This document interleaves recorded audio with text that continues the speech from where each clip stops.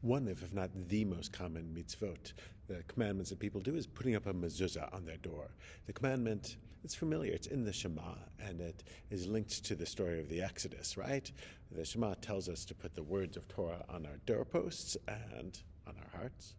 And in the Exodus, of course, they mark their doorposts in order to keep the plague of death away from their homes.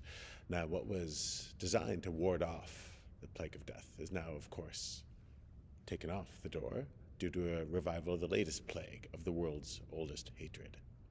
Jews feeling unsafe and waves of anti-Semitism are nothing new. And people pretending to be understanding who say there's nothing really to be concerned about, that's nothing new either. And the problem of people saying that Jews or the Jewish state are really the ones to blame for any anger directed at Jews worldwide, nothing but anti-Semitism and bigotry.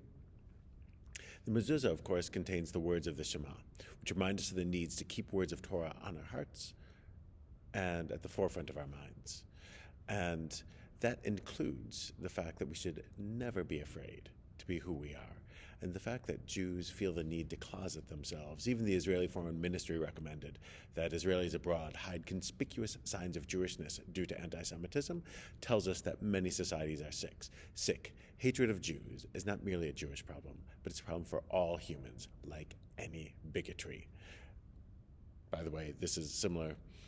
We know that anyone accusing who acts in a bigoted way against people of Chinese heritage because of the actions of the Chinese government, that's straight up bigotry. It's the same thing here. Innocent civilian. This all goes on as we see painful and searing and wrenching images out of Gaza. Innocent civilians are caught in the crossfire, and they are suffering. There are deaths of those who do not deserve it, and there are children in harm's way, and it is heartbreaking, and it is deeply sad.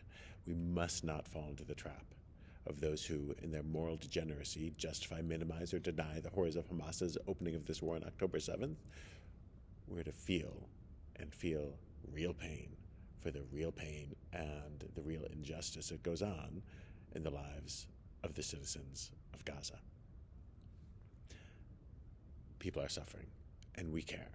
Like Abraham and Parsha VaYeira this week, we have no desire to see the innocent suffer with the guilty. And we must know that we're not God. Hamas is responsible for those tragic civilian deaths in Gaza. Hamas even now says it is planning more attacks. Hamas even now says that any ceasefire will be used to rearm. Hamas even now uses fuel for attacking civilians, not for hospitals. Hamas even now uses shelters for terrorists, not for civilian protection. Some may be fooled into helping Hamas, but no one who wants a better tomorrow for all in the region would do so. Any ceasefire call that does not include a provision for hostage release or prevention of Hamas strengthening itself is no ceasefire. That's a war prolonger. And the people of Israel and the people of Gaza do not need that. The sooner Hamas can be defeated and the people of Gaza and the people of Israel can live without their shadow of death over them, the better. Those who gleefully hate and those who seek vengeance, those who look the other way in the presence of evil, help prolong the suffering. We're supposed to be none of these. Abraham taught us that the innocent should not be swept away with the guilty, and he is right. We should always strive for that. But if the guilty promise to use mercy as a weapon and compassion as a means of killing more, then compassion becomes cruelty. And we must guard against that as well. Shabbat Shalom.